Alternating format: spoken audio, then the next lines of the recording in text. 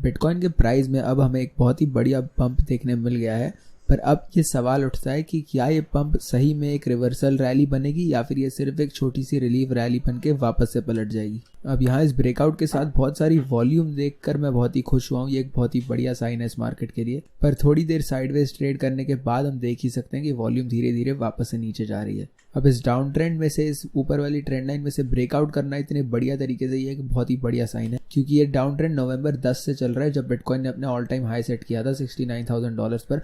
तब से लेकर अब तक ये बहुत ही बढ़िया, बहुत ही लंबा डाउन ट्रेंड था और उसमें से एक बहुत ही बड़ा ब्रेकआउट हमें देखने मिला है। तो अब यहाँ से ब्रेकआउट करने के बाद अब बिटकॉइन अपनी बहुत ज्यादा बड़े, बहुत ही इंपॉर्टेंट रेजिस्टेंस एरिया के अंदर ट्रेड कर रहा है। ये $40,000 से $42,000 वाला जो एरिया है, ये बहुत ही इंपॉर्टेंट है बिटकॉइन के लिए और इसे तोड़ना बहुत ही मुश्किल हो सकता है। और इसी रेजिस्टेंस के बारे में मैं अपनी पिछले कुछ वीडियोस में भी आपको बताते आ रहा हूँ। और ये रेजिस्टेंस वैसे $44,000 तक भी फैलती है, क्योंकि यहाँ पर भी एक इंपॉर्टेंट लेवल था मार्केट के लिए। तो जब तक हम ये नहीं तोड़ते तब तक मैं नहीं कहूंगा कि हम रेजिस्टेंस के ऊपर निकल चुके हैं। तो अब अगर बिटकॉइन यहाँ अपनी सब रेजिस्टेंस तोड़ के $44,000 के ऊपर निकल जाता है और वहां थोड़ा सपोर्ट एस्टैब्लिश करके फिर ऊपर जाता है वहां से बाउंस करके, तब मैं मानूंगा, तब मैं कहूंगा कि बिटकॉइन अब एक बहुत ही बढ़िया पोजीशन में और यहाँ से वो तैयार हो जाएगा ऊपर जाने के लिए और अपने नए ऑल टाइम हाईज तक पहुंचने के लिए।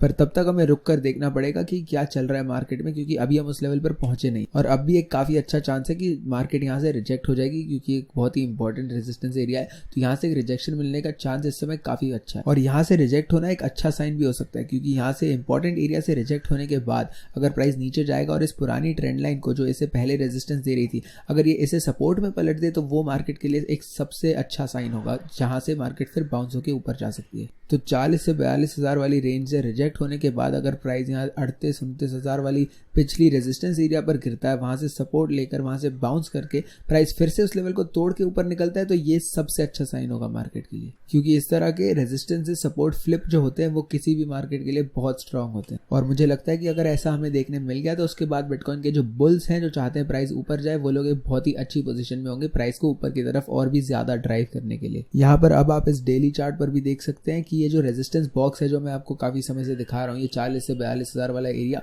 ये बिटकॉइन के लिए बहुत ही ज्यादा इंपॉर्टेंट रह चुका है इसकी हिस्ट्री में। इसी 40,000 से 42,000 वाली जो रेंज है, यहीं से बिटकॉइन को अपना सबसे पहला रेजिस्टेंस, सबसे पहला पुल बैक मिला था, सबसे ज्यादा मीनिंगफुल, सबसे ज्यादा इंपॉर्टेंट पुल बैक मिला था यहाँ $42,000 से, जब प्राइस नीचे गिरा था। बिटकॉइन का प्राइस जब से इस कोविड डंप के बाद नीचे गिरा है, वहां $4,000 से लेकर उसकी बुल रैली शुरू हो गई थी, पूरी बुल रन शुरू हो गई थी, और फिर इसका प्राइस जाकर $42,000 पर ही रुका था और वहां से हमें एक पुल बैक देखने मिला था। बिटकॉइन को अब इस EMA रिबन से भी इस समय रेजिस्टेंस मिल रही है, आप चार्ट पर देख ही सकते हैं। पर अब बिटकॉइन इस EMA रिबन के बिल्कुल अंदर घुस चुका है, तो शायद ये अब इसे तोड़ के ऊपर भी निकल सकता है। पर जब से प्राइस इस डाउन ट्रेंड में है, तब से लेकर अब तक इसे पूरी तरह रिस्पेक्ट किया गया है, मतलब कभी भी एक भी बार प्राइस इसके ऊपर नहीं निकला है। तो ये भी दिमाग में रखने वाली बात है कि शायद यहाँ से हमें एक रिजेक्शन फिर से मिल सकती है। तो जब तक प्राइस अब इस रिबन के ऊपर निकल के इसे सपोर्ट में नहीं पलट देता, तब तक मैं यही कहूंगा कि अभी भी हमें यहाँ से रेजिस्टेंस मिल रही है, क्योंकि इसका सक्सेस रेट अब तक 100% रहा है इस डाउन ट्रेंड के अंदर। अब एक और इंपॉर्टेंट चीज जो आपको दिमाग में रखनी है वो ये है कि यहाँ पर जब प्राइस ऊपर जाने लगा था इस रैली के अंदर, तो यहाँ पर हमें कोई इंपॉर्टेंट, कोई बड़ा सा रिवर्सल पैटर्न नहीं देखने मिला। ये बस मार्केट ने एक नया लो सेट किया और वहां से मार्केट थोड़ा सा ऊपर ट्रेड करने लगे। यहाँ कोई इंपॉर्टेंट सा पैटर्न नहीं है, मतलब यहाँ पर कोई हायर लो सेट करने वाला पैटर्न नहीं था, जैसे एक असेंडिंग ट्रायंगल पैटर्न होता,